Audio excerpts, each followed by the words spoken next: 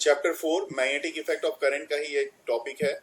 Magnetic field of a straight solenoid. यहाँ पे इस स्ट्रेट सोलिनॉइड की अगर बात करें तो यहाँ पे हमारा एम्पियर सर्कुलर लूप जो है उसकी एप्लीकेशन यूज होगी। और सोलिनॉइड क्या होता है तो मैं बता दूं, सोलिनॉइड एक मैग्नेट है जो इलेक्ट्रिसिटी से आप प्रोड्यूस करते हो। इसको आप इलेक्ट्रोमैग्नेट भी बोलते हो। इलेक्ट्रोमैग्नेट कहने का मतलब,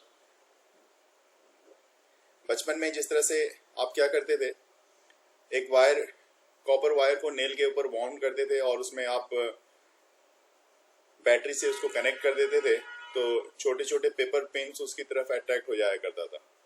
तो इसका मतलब है वहां पे आप एक इलेक्ट्रोमैग्नेट बनाते थे। तो ये आपने देखा यहाँ पे, इसी तरह से आप किया करते थे। याद होगा आपको, अगर छोटा सा एक्सपेरिमेंट छोटे में किया करते होगे तो आप, ये नेल है और ये पेपर पिन्स हैं जो बैटरी से कनेक्ट करने के बाद ये एक मैग्नेट की तरह ट्रीट करता था। और एक मैग्नेट इस तरह से बार मैग्नेट की तरह, जिसमें आप पिन्स वगैरह इसमें आराम से इसमें अट्रैक्ट हो जाया करता था, है ना सर? ये भी सब 10th क्लास में पढ़ा था। हाँ बिल्कुल। लेकिन अब ये इसको नाम यहाँ पे हम 12th क्लास में या कंपटीशन में इसको हम इलेक्ट्रोमैग्नेट नहीं बोल के इसको सोलिनॉइड बोलते हैं। ये सोलिनॉइड होता है जिसमें वायर को वाउंड किया जाता है और इसमें हम लोग करंट जैसे ही फ्लो कराते हैं तो ये मैग्नेट की तरह ट्रीट करना शुरू कर देता है। ये मैग्नेट का इस केस में यहाँ पे एक तरफ नॉर्थ और साउथ बनता हुआ यहाँ पे दिखता है, ये मैग्नेटिक फील्ड होती है। जबकि आप करंट जो है इसमें एक एंड पॉइंट से, मान लो आप यहाँ पे ये कॉपर की वायर है तो इस तरह से अगर आप इस पे करंट यहाँ पे फ्लो कराते हो तो यहाँ पे देखोगे आप, यहाँ पे मैंने यहाँ पे मान लो करंट फ्लो कराया और वायर में ये पॉइंट्स मैं दिखा रहा हूँ कि वायर, मतलब यहाँ से वायर करंट ऐसी जा रही है तो आप ऑब्वियस सी बात है यहाँ से अंदर जा रही होगी और इधर से वायर बाहर आ रही होगी और इस तरफ से नीचे की तरफ वायर अंदर जा रही होगी। तो जहाँ वायर अंदर की तरफ जा रही है उसको मैं डॉटेड से दिखा रहा हूँ और जहाँ से वायर बाहर आएगी उसको मैं क्रॉस से दिखाऊंगा। तो क्रॉस और डॉट, देखो इस तरह से क्रॉस और डॉट का एक कॉन्फ़िगरेशन बनता है। तो जो वायर अंदर जा रही है, अंदर जाने वाली वायर को यहाँ पे नीचे वाली वायर जो है जो अंदर जा रही है इसको क्रॉस से दिखा रहे हैं, जहां से वायर बाहर निकल रही है उसको डॉट से दिखा रहे हैं। तो अगर आप यहाँ पे भी अपने थंब को रखोगे तो चूंकि यहाँ पे थंब रखोगे, यहाँ से थंब बाहर की तरफ आता हुआ दिखाओगे, तो आप राइट हैंड को रखो, राइट हैंड के थंब को यहाँ पे आउटवर्ड डायरेक्शन में, तो आपकी मैग्नेटिक फील्ड की डायरेक्शन जो एरो मैंने यहाँ पे दिखाया है इस डायरेक्शन में आपकी इसके अराउंड मैग्नेटिक फील्ड बनेगी। और अगर आपकी थंब सर अंदर, इससे हम वो निकाल सकते हैं, इससे हम मैग्नेटिक फील्ड सर? की डायरेक्शन जान सकते हैं। Yes sir. जी हाँ। और यहाँ सर ये है ना, वही सेम चीज यहाँ पे नीचे की तरफ आप यहाँ पे अंदर जा रहा है तो इसमें थंब की डायरेक्शन इनवर्ट करोगे तो रेस्ट 4 फिंगर की डायरेक्शन आपकी इस डायरेक्शन में होगी। इससे पता लग जाएगा आपको कि मैग्नेटिक फील्ड इसके इस डायरेक्शन में इस तरह से मूव कर रही है, मतलब क्लॉकवाइज, और ऊपर में एंटी क्लॉकवाइज। अब यहाँ पे आपके सामने ही मैं सोलिनॉइड बना रहा हूँ। सोलिनॉइड कुछ इस तरह का बनेगा आपके पास।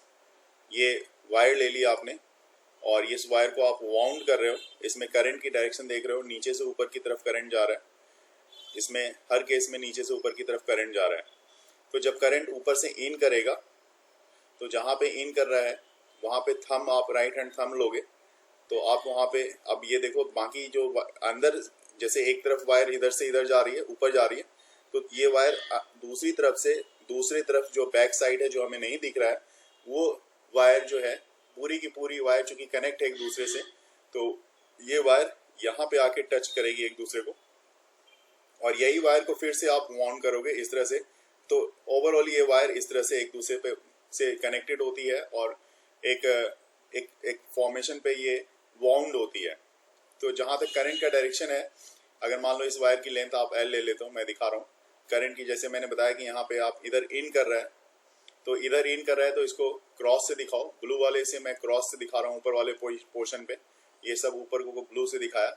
नीचे वाले को मैं डॉट से दिखा रहा हूँ क्योंकि यहाँ से जो करंट है वो निकल रहा है, तो डॉट से दिखा रहा हूँ मैं। तो मैग्नेटिक फील्ड की फॉर्मेशन देखो, फिर से आप अपने आप ड्रॉ कर सकते हो। मैग्नेटिक फील्ड इस तरह से बन रही है ना, कोई दिक्कत नहीं है। तो क्योंकि इस तरफ अंदर की तरफ जा रहा है तो अपने थंब को अंदर की तरफ दिखाओ और मैग्नेटिक फील्ड की डायरेक्शन आप यहाँ पे दिखा सकते हो। उसी तरह से नीचे वाले में आप अपने मैग्नेटिक फील्ड की डायरेक्शन फिर से आप दिखा सकते हो। इस तरह से मैग्नेटिक फील्ड की डायरेक्शन बनती हुई दिख गई आपकी। सर हम वैसे नहीं निकाल सकते सर, जो टोटल मैग्नेटिक फील्ड मिल के आएगी सर, उसकी डायरेक्शन। यहाँ पे सबसे पहले आपको देखना पड़ेगा मैग्नेटिक फील्ड की डायरेक्शन। देखो ये सबसे पहले क्या करना होगा आपको, यहाँ से देखो आप इधर से जो लाइंस मैग्नेटिक फील्ड लाइंस है इधर से अंदर जाती हुई दिख रही है, जाती हुई दिख रही है, इधर से भी अंदर की तरफ जाती हुई दिख रही है। मतलब इस राइट साइड डायरेक्शन में मैग्नेटिक फील्ड इधर से इंटर कर रही है और लेफ्ट साइड डायरेक्शन में इधर से मैग्नेटिक फील्ड निकल रही है। अब चूंकि मैग्नेटिक फील्ड जो है एक लूप बनाता है, तो आप यहाँ पे एक लूप बनाओ इस तरह का। देखो ये लूप ऐसा बना दिया, इसकी डायरेक्शन कैसी होगी, तो यहाँ पे ऊपर में भी लूप बनाओ और देखो आप मैग्नेटिक फील्ड राइट से लेफ्ट की तरफ ये डायरेक्शन होगी मैग्नेटिक फील्ड की, ये बना दिया, ये राइट से लेफ्ट की तरफ होगी। अब आप देखो ऊपर वाले में यहाँ पे मैंने डायरेक्शन दिया, डायरेक्शन किधर है, इस तरफ। नीचे वाले में भी आप डायरेक्शन दोगे तो इससे साफ पता लगता है ये डायरेक्शन की, हाँ जी ये साउथ से नॉर्थ है, क्योंकि साउथ से मैग्नेटिक फील्ड इन कर रही है और नॉर्थ की तरफ से ये बाहर आ रही है। सर अगर हम इसको एक साथ ले तो सर वैसे भी निकाल सकते हैं सर। इसी का फॉर्मेशन यहाँ पे मैं दूसरे फॉर्म में कर रहा हूँ, वो कुछ इस तरह से। देखो ये बना दिया मैंने और यहाँ पे मैग्नेटिक फील्ड आप अभी मैग्नेटिक फील्ड भी दिखानी है और किधर डॉट दिखाना है किधर क्रॉस दिखाना है। इसका मैग्नेटिक फील्ड की डायरेक्शन इस लाइन से आप देख सकते हो, राइट से लेफ्ट डायरेक्शन में इस तरह से मैग्नेटिक फील्ड की डायरेक्शन हो गई। और यहाँ पे कहाँ क्रॉस है कहाँ डॉट है वो देखो, मैग्नेटिक फील्ड दिखा दिया मैंने, ऊपर की तरफ क्रॉस दिखा रहा हूँ मैं और नीचे की तरफ मैं दिखाऊंगा आपको डॉट। ये देखो ये डॉट हो गया। और अब मैं यहाँ पे करने जा रहा हूँ एम्पीरियन सर्कुलर लूप का एक ड्रॉ करने जा रहा हूँ। ये देखो ABCD, ये जो कि इसकी लेंथ L है, L लेंथ का एक इमेजिनरी एम्पीरियन लूप मैंने ड्रॉ कर दिया। ये लूप है, क्लोज लूप है, एम्पीरियन लूप है, ध्यान रखेंगे एम्पीरियन क्लोज लूप है। और इसी पे मेरा पूरा कैलकुलेशन यहाँ पे काम करेगा, क्योंकि मुझे क्या निकालना सर है। ये स्क्वायर क्यों है? मैंने कहीं पे भी ये स्क्वायर इसलिए मैंने यहाँ पे लिया है क्योंकि मैं चाहता हूँ कि चाहता तो ये पूरे स्क्वायर को मैं बीच में ले लेता, चाहता तो मैं इस तरफ साइड में ले लेता, लेकिन यहाँ पे इसको लेने का पर्पस ये है कि ये मैग्नेटिक फील्ड में भी है ये लाइन, ये मैग्नेटिक फील्ड के परपेंडिकुलर भी है लाइन, और बाहर की लाइन जो CD लाइन देख रहे हो ये CD लाइन मैग्नेटिक फील्ड से बाहर भी है। मतलब एक लाइन मैग्नेटिक फील्ड के अंदर है जो AB है, एक लाइन BC और DA है जो मैग्नेटिक फील्ड के परपेंडिकुलर लाइन है, और एक लाइन जो है जो मैग्नेटिक फील्ड से कंप्लीटली बाहर है। तो अलग अलग केस को कंसीडर करने के लिए वो मैंने बाहर ये लिया, तो बाहर लिया, अंदर लिया, और बाहर और अंदर दोनों वाली लाइन ले ली। तो इसका मतलब है एक जनरल कंडीशन हम कंसीडर करेंगे जिसमें हमें देखना होगा कि मैग्नेटिक फील्ड यहाँ पे इसके कारण क्या बनेगी। वो अलग अलग कंडीशंस के लिए मैंने इस तरह के कंस्ट्रक्शन को यहाँ पे ड्रॉ किया है। एक्चुअल में मैग्नेटिक फील्ड बाहर तो होती ही नहीं है, जो भी मैग्नेटिक फील्ड बनेगी अंदर ही बनेगी और यूनिफॉर्म बनेगी। तो इसी को यहाँ पे जब आप कंसीडर करोगे, जब एम्पियर लूप लगाओगे फॉर्मूला, तो आप B.dl लिखाओगे और इस लूप को लिखोगे, और इस B.dl में मुझे क्या क्या चीज एज्यूम करना पड़ेगा वो देखो, कुछ इस तरह से एज्यूम करना पड़ेगा। मतलब आपको म्यू नॉट आई होता है B.dl इक्वल टू, ये एक जनरल जो आपका एम्पीरियन लॉ है, एम्पियर सर्कुलर लॉ है वो है।